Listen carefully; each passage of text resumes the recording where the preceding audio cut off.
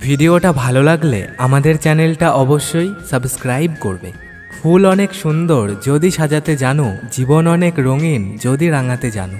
বন্ধু তুমি ভালো থেকো, সুখে থেকো রোজ, এমনি করেই পারি যেন নিতে তোমার খোঁজ। যাচ্ছি বলে যেতে নেই, বলতে হয় আসি, আজও আমি আগের মতোই তোমায় ভালোবাসি। কার জন্য কাঁদছো তুমি, কিসের এত মায়া, এই শহরে নিজের বলতে থাকে না নিজের ছায়া।